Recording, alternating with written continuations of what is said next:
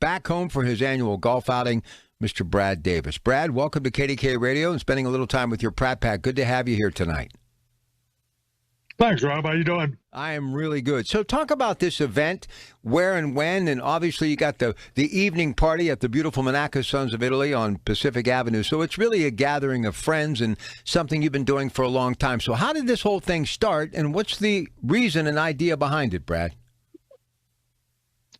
Well, first of all, we get a pre-party here at Dave K's, and they've got me out here in the garage. They won't let me in the house, so we're doing that tonight. But it actually started as I used to come up and do a basketball camp for a week, and then Coach Snickle, his brother, decided that he wanted to try to do a golf tournament in conjunction with the camp.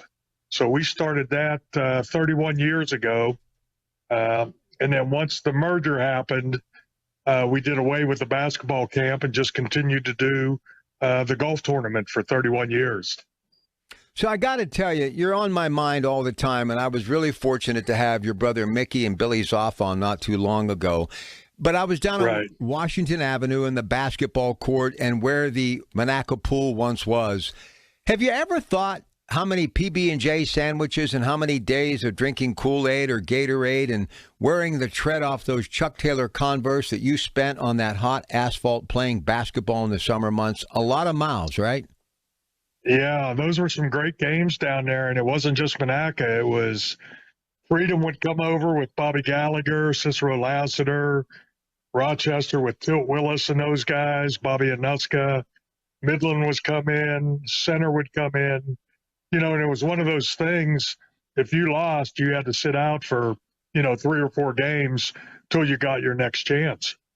Listen, I loved Mike Halama, sadly no longer with us. His brother Dave is still around, a good friend. I live on Atlantic Avenue now. Boy, there's just something still special about Monaco. I mean, I know it's changed because I've been around a long time, and I know when you come back, certain things aren't there that once were. But there is no place like home, right, Brad? No, there is. With the core values of people in Monaco hasn't changed, and the people that are still here that we knew as, high school classmates or friends from growing up, it's still the same. So it's fun. Every year we come in, it's like a big reunion, and I spend the whole week going to different parties, and, I drink more in this week here than I do the rest of the time in Texas. Listen, this is what I'm supposed to say. Ed Shewak distributing beer since 1950, Virginia Avenue, Rochester. He stocks everyone. And look, you got a lot of juice, man. I used to hold court at the Sons of Italy prior to that pandemic, and I could keep the lights on till real late because I didn't get there till late.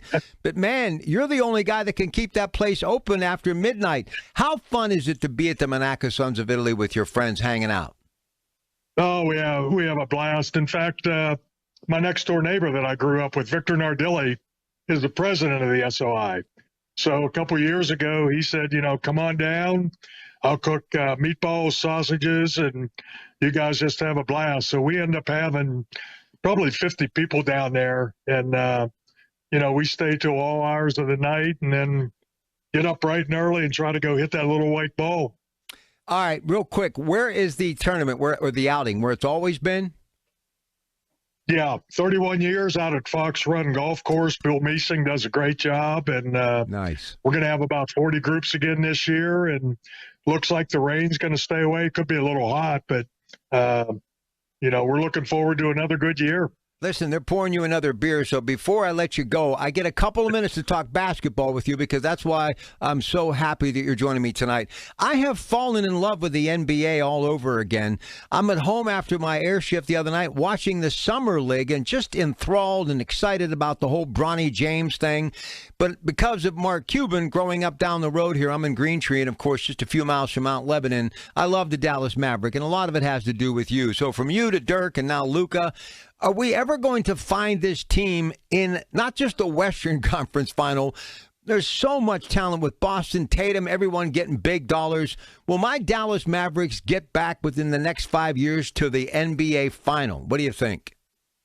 Oh, I think so. I mean, we made a nice acquisition, picked up Klay Thompson from the Warriors. He's going to get a lot of open shots with Luka and Kyrie. and we really needed to add another shooter. We made a nice trade and got P.J. Washington, Daniel Gafford to really give us a little bit of toughness. So I think, it's going to be tough because we've got a target on our back now that we went to the conference finals. And Boston's going to be just as good. They're going to be favored again. But, Luka's going to improve. Kyrie's going to improve. Having Klay Thompson in here is going to help. So I don't see why not we can't go right back to it. I got to tell you a quick story before I let you go. I got 3 minutes on the clock, and then I'm going to let you go. So Jerry West passed away. Absolutely idolized Jerry West. Grew up in the 60s watching him and Wilton and Gail Goodrich, of course, for the Lakers. They were showing some old clips of the Lakers, and I don't know how it happened, but you happened to be on the court. Do you ever think of what could have been if Magic would have been a little maybe older or younger or just wasn't on that same timeline? What about your time with the Los Angeles Lakers? Tell me about that. You know what? I enjoyed it. I broke my finger early on in that season, so I missed about probably 6 to 8 weeks of the season. And, those guys played so well that I ended up getting released after about halfway through the following season. But I always liked Jerry. Jerry was our head coach, and, I always loved Jerry. I was like you. I always watched those guys. Seemed like they were on every Sunday afternoon when we were growing up. And, it was a shame. Jerry was a very good man.